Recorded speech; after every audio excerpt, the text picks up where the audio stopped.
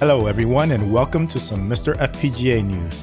This week we will be talking about a core that lets you connect MIDI instruments to the Gameboy sound hardware, updates to the Sega Saturn and Nintendo 64 core, a way to cast your PC screen to a CRT, and more.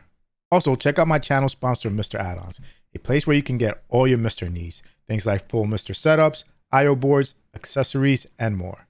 Now let's get to the news. Todd from RetroFrog has released the 3D files for his MiSTer FPGA computer keyboard case. They are available for free to download at printables.com. The case has room for a MiSTer FPGA with I/O board and USB board, and a way to mount a USB SATA drive. This is a case that really interests me as I plan to build a new MiSTer kit dedicated only to computer cores.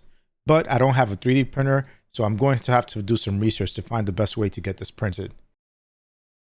Full setups of the MiSTer MultiSystem are now available at ultimatemister.com. They are now in a new low-profile case that's modeled after a Neo Geo AES.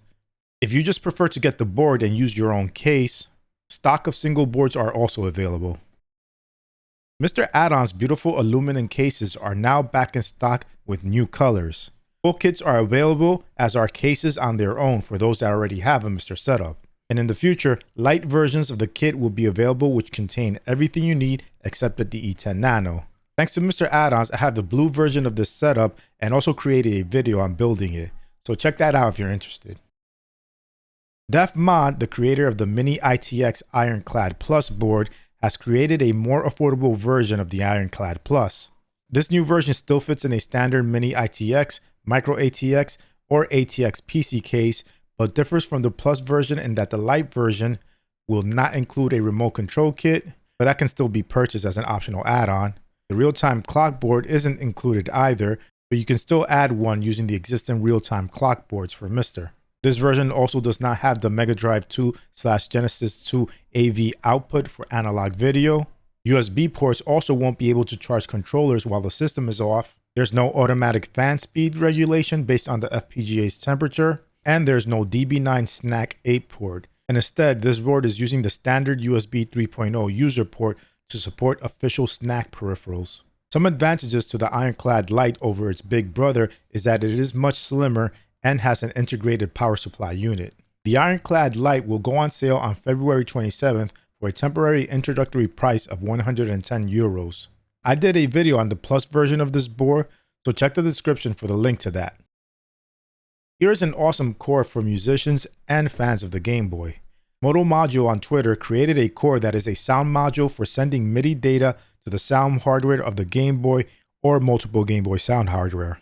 The core can communicate with MIDI peripherals, so you'll be able to plug in an instrument and compose music using the Game Boy sound hardware. Up to 8 instances of the Game Boy sound module can be combined to allow for up to 16-note polyphony using only one MIDI channel. The core is available now, so update your MiSTer to obtain it.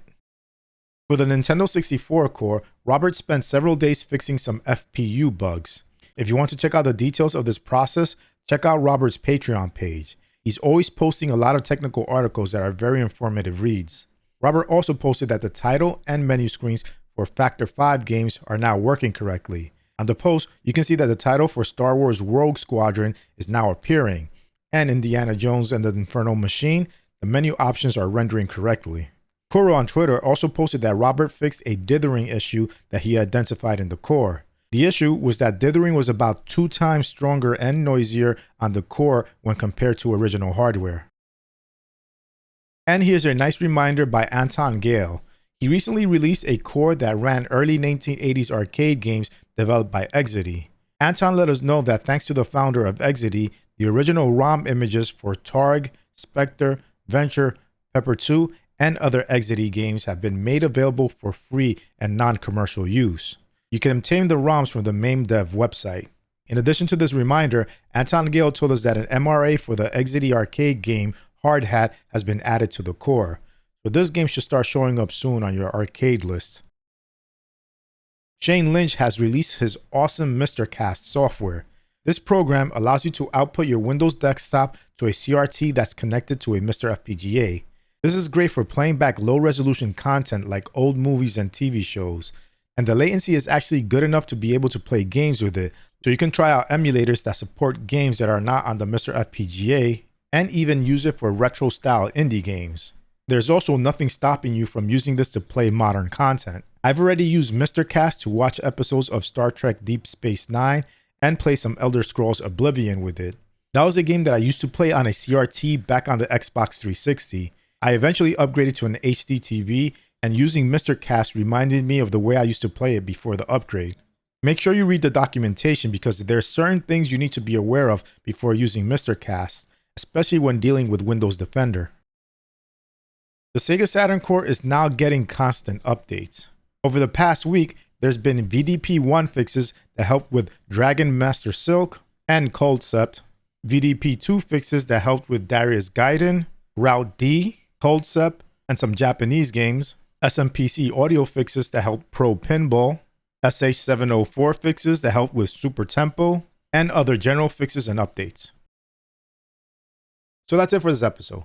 I provided links to all my sources in the description. Make sure to also check out RetroRGB.com to see my MiSTer news videos in blog form and to get more retro related content. And if possible, support them on Patreon too. Anyway, I hope you enjoyed this video. If you did, please give it a like. And if you want to see more content like this, hit the subscribe button and its bell icon so you can get notified of future videos. Thanks for watching, and I'll speak to you next time.